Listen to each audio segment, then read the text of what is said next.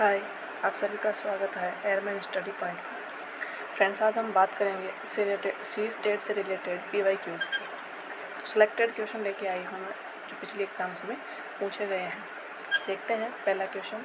Ribosome को क्या कहा जाता है? आत्मघाती थैली, प्रोटीन फैक्ट्री, कोशिका का शक्तिकरण, हरित लवण। तो क्या कहा जाता है? प्रोटीन फैक्ट्री कहा जाता है। ठीक है। दूसरा क्वेश्चन देखते हैं। कार्बोहाइड्रेट का पाचन कहाँ से शुरू होता है? तो कहाँ से शुरू होता है? आमाशय से, मुख से, मुख गुहा से, छोटी आंत से। तो कहाँ से स्टार्ट होता है? मुख गुहा से, बक्कल कैविटी से ये स्टार्ट होता है। ठीक है। नेक्स्ट क्वेश्चन देखते हैं। वसा का पाचन कहाँ होता है?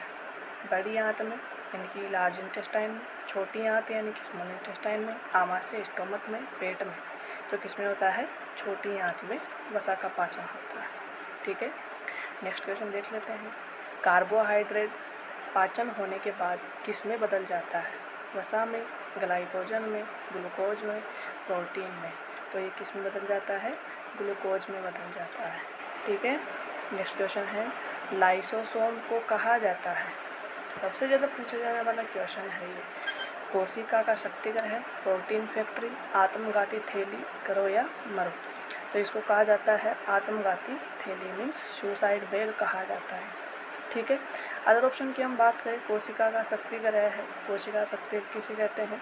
जो माइटोकॉन्ड्रिया होता है उसको कोशिका का शक्तिग्रह कहा जाता है। प्रोटीन फैक्ट्री, अभी थोड़ी देर पहले हमने क्वेश्चन किया है, किसको कहा जाता है? राइबोसोम को प्रोटीन फैक्ट्री कहा जाता है। ठीक है।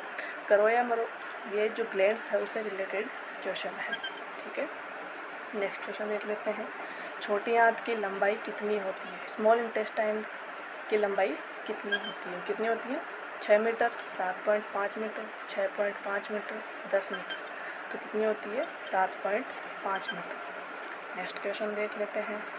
प्रोटीन का पाचन कहाँ से शुरू होता है?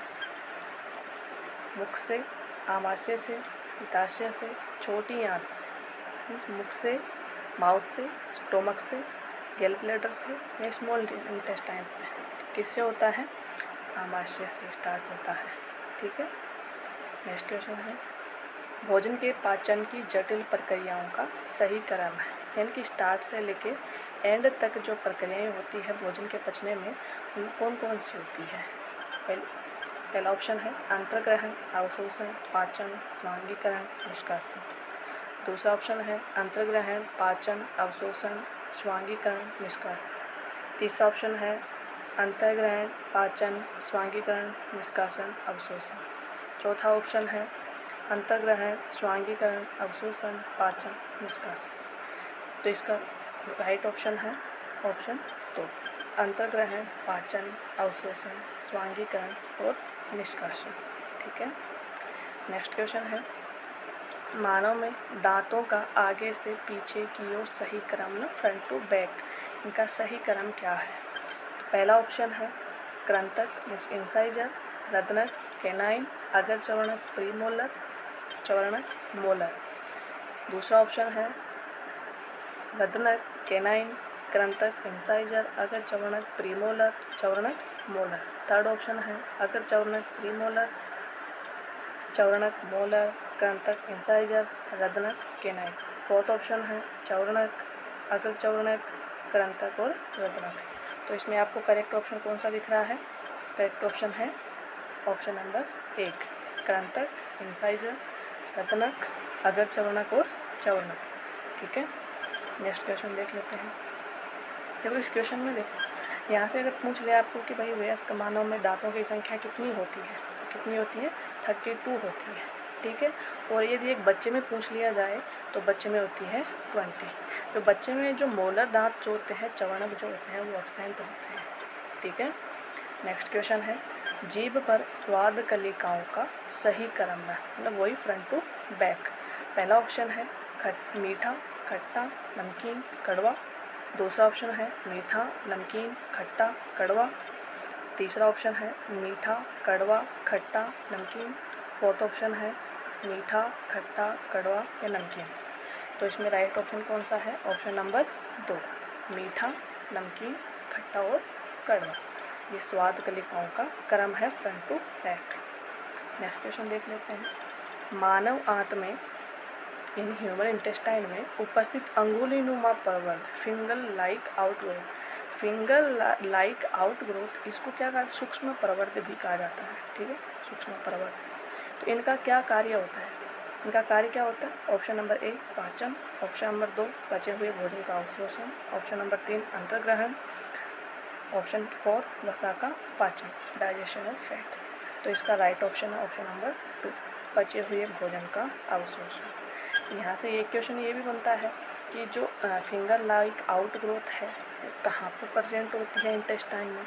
तो जो अपनी स्मॉल इंटेस्टाइन जो होती है उसके अंदर ये प्रेजेंट होती है, फिंगर लाइक आउट ग्रोथ। ठीक है, नेक्स्ट क्वेश्चन है। अमीबा में कूटपाद स्यूडोपोडिया का कार्य है, क्या कार्य है इनका? ऑप्शन नंबर ए गति करना, ऑप्शन नंबर 2 भोजन पकड़ना, ऑप्शन नंबर 3 जनन करना, ऑप्शन नंबर 4 1 व 2 दोनों। तो इसका कार्य क्या होता है? इसका कार्य होता है दोनों होता है, 1 व 2 दोनों, मतलब ये इसे गति भी करता है और भोजन को भी पकड़ता है। देखो अमीबा का डायग्राम दिखाया गया है, इसमें जो ये निकली हुई होती है आउटलेट जो होती है इनको क्या कहा जाता है? कूटपाद या स्यूडोपोडिया कहा जाता है, या झूठे पैर भी कहा जाता है। ठीक है, नेक्स्ट क्वेश्चन देख लेते हैं। बड़ी आंत लार्ज इंटेस्टाइन का क्या कार्य होता है? पचे हुए ऑप्शन नंबर देख लो, पहला ऑप्शन है पचे हुए भोजन का अवशोषण, जल का अवशोषण, पाचन, अंतर्ग्रहण। तो जो लार्ज इंटेस्टाइन है उसका इसका जो कार्य है, कार्य क्या है? जल का अवशोषण, यानी कि पचे हुए भोजन में से जल का अवशोषण। पचे हुए भोजन का अवशोषण तो किसमें हो जाता है? जो अपनी स्मॉल इंटेस्टाइन होती है उसमें हो जाता है।